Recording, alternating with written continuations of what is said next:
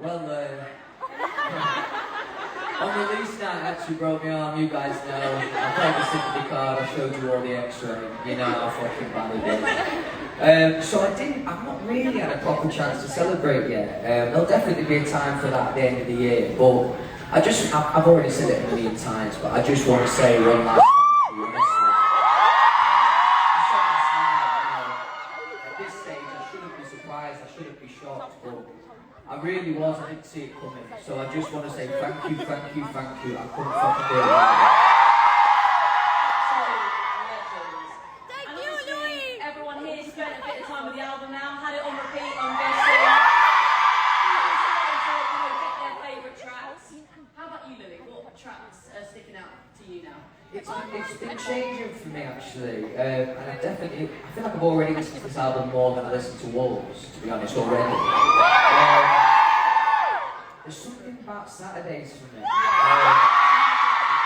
definitely felt like a special song after we'd written it and recorded it, but it's not until I've done it live really that I really feel the emotion from it. So yeah, that's my favourite. Lucky again!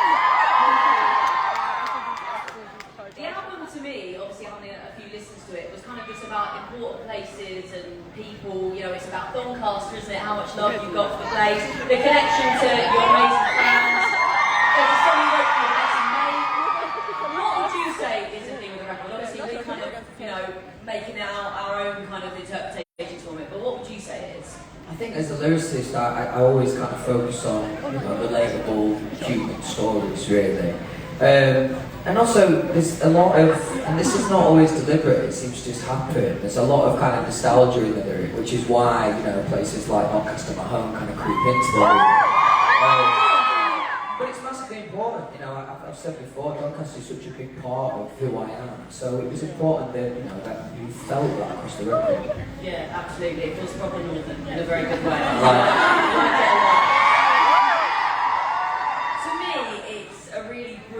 Well-rounded guitar album. Yes! It's absolutely brilliant. Something that you should be so proud of. I feel like, you know, you've made the album that you wanted to make. I know you're such a fan of that kind of music. So what music inspired you to make this? You know, what were you kind of listening to during the creative process? In terms of what I was listening to at the time, I'd already done a couple of shows with the Snuts. I was listening to their first also that first Inhaler record, but in particular, it was, I spoke about it a few times, it was the DMA's album that they did with Stuart Price. But you know, those things, you're listening to those songs, I think the inspiration kind of happens subconsciously. It's not as if you go into sessions and obviously ever trying to emulate any of this. It kind of just happens naturally. Yeah, just seeps in, I think, doesn't it? And I know a lot of this was written and recorded while you were on your worldwide tour, which must have been... One day you're up on the stage like this, performing to your fans, and the next minute you're jumping on the tour bus and recording vocals. Yeah, well, I was lucky because I had a bit of a crash course of that in the band. That's pretty much how I used to do. That's pretty much how I used to do a lot of writing. But what's great about it is, and I didn't do loads for this album, but there was a bit, and especially the vocal for Out My System I recorded after the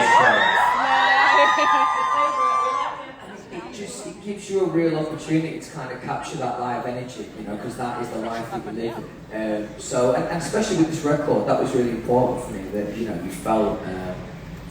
you felt excited for the live show throughout listening to the record, and I think all those little things adds up to make up the feel of the record. You know? Yeah, I think so. It's the energy really feeds into it, doesn't it? Thanks, And you had an amazing team working with you on these songs. We should big them up, you know, top quality producers and a few artists as well. I find it interesting that you went for, you know, artists rather than just kind of out and out songwriters. Do you feel like that worked better? I do. You know, I think everyone's creative process is different, definitely. But I tried out the other way, you know, with a professional songwriter quite a few times, really. I've done hundreds of sessions like that. And with artists, it just means that you get a different attention to detail in every kind of moment, every lyric, every song. And for me, I think that shows in the record, definitely. There's more soul to this record, I would say, than there is on Wars. I guess you work with some of your heroes on this thing, really, didn't you? What's been the kind of advice they've given you, or what have you taken away? I think just being, you know, again, it probably happens more subconsciously, but just being around these people that just live and breathe music. You know, I've described it before. The first night that I had with Joe Cross and Theo and Dave Snedden, we all went to the pub together, and the way those lads talk about music is like how I talk about football. Still but that's fascinating, that's really inspiring, do you know what I mean? So just to be around these really, really smart, creative people, I definitely found a lot of benefit on this record from that. You're in an amazing place in your career, you know, #1 album. Hello, the best fans in the business. Some of you a lot to celebrate, but to you, what are the things that make you most proud? A couple of things really.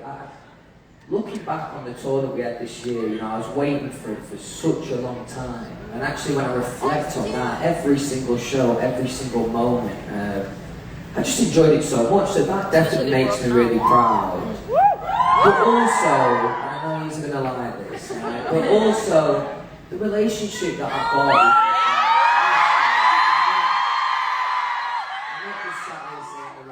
that makes me really, really proud. There's the people like yourself that come down and kind of get to experience that. And that's something I'll never take for granted, and I do feel really proud to have that connection with you guys. We should talk about that tour. 500,000 tickets, I think? Is that right? Live though, that's where you shine, I think, isn't it? And obviously we're going to get to see a show from Louis tonight. Is that where you feel kind of most at home as an artist?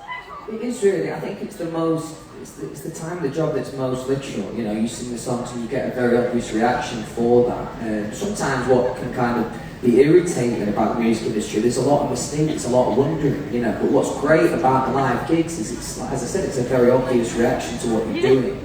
And I also think I'm growing as a performer as well, you know. I feel like where I finished at the end of the tour in comparison to where I started, it's a very different person. So I'm excited to go on the road next year and see, you know, what. We're excited because obviously there's a whole load of new songs that you're going to be able to perform. What ones are you most buzzing about?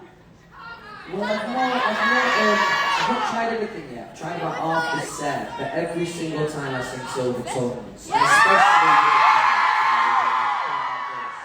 that feels like a great moment between me and fans. So that's always fun. Someone was shouting in Chicago that I feel like out of my system. Always fun, yeah. It's going to be absolutely incredible, isn't it? Your performance is obviously coming up very soon, but I'm going to get to the fan questions. This one is from Angel. What is the lyric that means the most to you? I kind of covered it earlier, but and again, I kind of changed my mind on this, but I would say Saturdays as a whole, as a song. I knew we were writing a note of group, and it's not even as if, you know, I can directly relate to everything in that song. It just, I feel the emotion every time I sing it. So I think that lyric, you know, serves its purpose, definitely. Alright, this one is from Lizzie, and it's a good question. What song was hardest to write? This can be in terms of anything, such as emotionally or, you know, nailing the production. I had a few on walls. There wasn't a lot of those moments on this. I felt like I really kind of found a lot of momentum with this album. But you have to cheer every time. For whatever reason, Paradise, and it was the production. It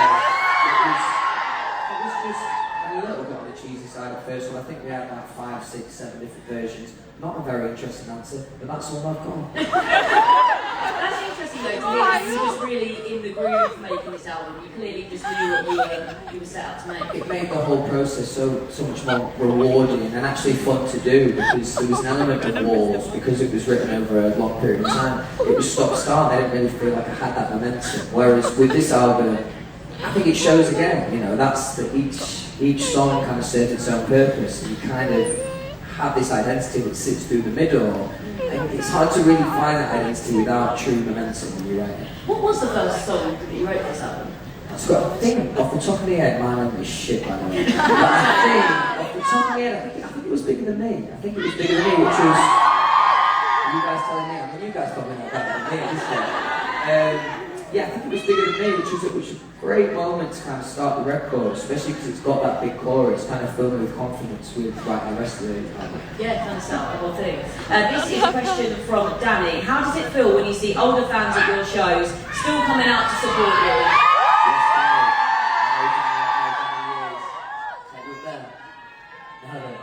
Yeah, it's amazing. Yeah, it's a really nice thing, especially because, you know, since I mean, I've probably know Danny. You look there, Danny? Or you just, anyone will just wave and go in that direction. I just go with. But, you know, that must have been like, what, 12 years ago. So, it's lovely having those little relationships, definitely. And that kind of continued support, you know, that's unbelievable, definitely. Yeah, us fans, I guess, have grown up with you, but also we've seen you mature as an artist. I think again, going back to the connection we have, you know, that's really relevant within that. There is an element of us all kind of growing up together. Yeah, absolutely love that. This is a question from Anna, or Anna, I'm not too sure. What is your general writing process? Tell us all your secrets. Well, sometimes it'll depend who you're working with, and sometimes you kind of want to lean on whatever their style is. But for me, 9 times out of 10, I'll come into the room with minimum a concept or a lyric or a title, something that I want to talk about. And again, my strength lies in lyric. I'm trying to get better. So we'll have a concept, and then probably one of the lads I'm working with will pick out like a little guitar line, we'll find a melody around that, and then try and match the title we started with to, you know, what it is we're writing. Because I remember talking to you before, you were saying She Is Beauty, We Are World Class. It was like,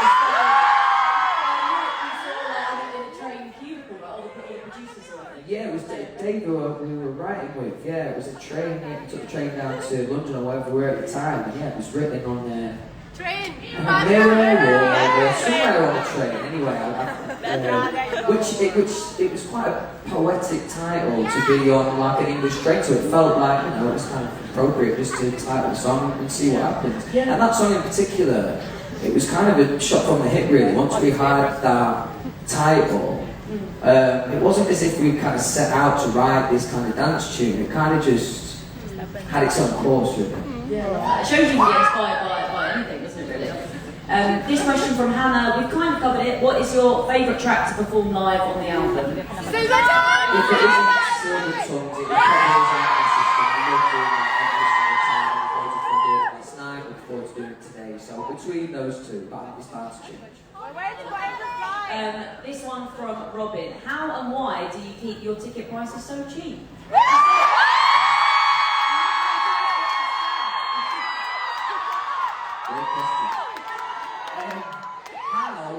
Honestly, you know, it can be a constant battle at times. You know, there's a lot of people kind of involved in the process there. But you know, it's important to me. As I said, I come from Doncaster. I come from relatively humble beginnings, and you know, some of the ticket prices are fucking extortion.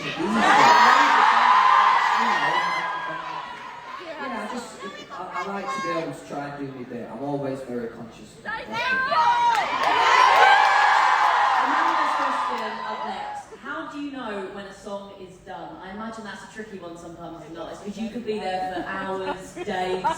That's the thing, you do kind of really, you can overanalyze lyrics, melody, production over and over and over again, so you kind of just have to be led by your gut, because if you look or listen to something too hard, you'll always find something that you want to change, but you know, if you listen to a version that sits right in your gut, then you're normally right 9 times out of 10, I think. Okay, looking at this album, Faith in the Future, when you finished a song, what was the one that gave you kind of the best feeling, the best kind of instinct? This is a good song. A mixture. I'd say Bigger Than Me because it was the first song I think on the record. But again, I don't think I had a song like that on Walls. So to have a song that kind of had the scale and sound that Bigger Than Me does, that made me feel really good. But so there was something about writing Silver Tongues that day.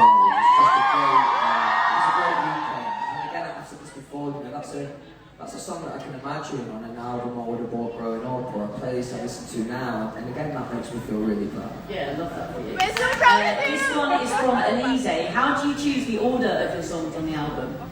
So on the first record I was really kind of, it's so funny, you know, in the creative space you can be so specific about a certain idea, and already by the second album you can kind of change that idea. And for me it was so important on Walls that it kind of felt chronological, and although I still like that idea, this album was made with a different purpose, and it was made obviously for the live content. So it was about giving the album that kind of flow, almost the flow that you would have for a set list, as opposed to, you know, a specific kind of album flow, if that makes sense. Yeah, no, it totally makes sense. I feel like there's so kind of lots of different energy points within the album. There's like Bigger Than Me, obviously a huge kind of anthemic song. There's a little bit of like electronic kind of chucked in there as well. There's a kind of dancey moment. There's riffs in there. So like you say, it's just replicating the live show, really, isn't it? Yeah, and every writing session, you know, whoever I was writing with, that was always at the forefront of what we were talking about creating these great live moments. And the bottom line is what I hope people get out of the album is listening to the album and being excited of being like, you know, places like this, being the live show. This one from Daniela, oh, this is a good question. Is there a song on the album that nearly made the cut but didn't? Hi in California. There was definitely more on there was definitely more songs that I didn't use on Walls. I feel like I wrote so many songs for Walls, but for this one, there wasn't loads left over, and you know what it's like these days, you do fucking 10 different versions, 2 different exclusives, different coloured vinyls. Yeah, I'm glad you do. So basically I had a lot of extra songs that I could use for those, songs like High in California, for example. Marie has got a question about the song we were talking about earlier. The song She Is a Beauty, We Are World Class is very different sounding to the rest of the songs on the album, but it somehow works. What made you want to put it on the album? Well, again, that was such a great weekend. We wrote Saturday, Silver Tongues and She Is Beauty in what that weekend, time. by the way? Yeah, it was great. It was really, really great. And She Is Beauty, I think, was the last song we wrote of those. When I listened back to Walls, I was so caught up in having this specific identity for it that actually, at times, sonically at least, it was quite rigid. And I wanted for this record to have moments that keep you on your toes as a listener, as opposed to, you know, track 2 and track 6 sounding very similar. But also because I had the moment, my first kind of single just on with Steve Aoki. I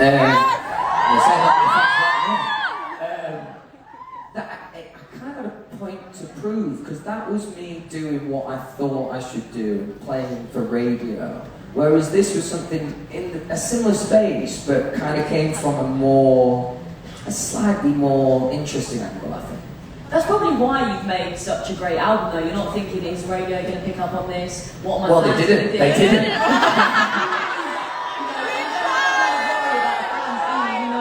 We love you! To make a great album. There's such a freedom in that, isn't there? And honestly, again, I'm glad you mentioned that. It's something I really, really don't take for granted. You know, there's a lot of artists that, you know, it's a natural feeling to worry about alienating. You know, especially kind of when you make a shift like I have from Walls. But honestly, I didn't, and thank God I wasn't naive about it. But I didn't worry about that for a second, because I feel like every moment where I've truly been myself musically, I feel like I get more back from music.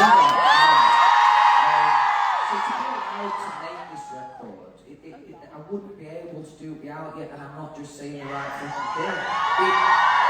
And that gives me so much confidence. It gives me so much confidence about what's to come, because I feel so much more comfortable making this type of music, definitely. This one is from Corinne. What is more terrifying, playing a packed O2 or a small gig like this? Well, I'd say I'm over it feeling like terrifying. I wouldn't quite use that word, but don't get me wrong, it's definitely nerve-wracking every show. Different feelings. You definitely feel the size of a show like the O2. But even on the smaller shows like this, you know, you can kind of see everyone's face, so... It's nerve-wracking, but I like them both for different reasons. They're both good. Where's your, like, dream place to play? This is so predictable. Probably Doncaster Road Stadium. Can't beat a big gig in Donny, can you? Absolutely love that. How about festivals? When's mine coming back? Some point next year. I haven't really given a good name to go yet. again, that's something I love doing. I'm really kind of blessed that I'm able to do something like that. So, yeah, watch this space. I don't know. I can see that, Louis! Really good. Well, thank you so much, everybody. Thank you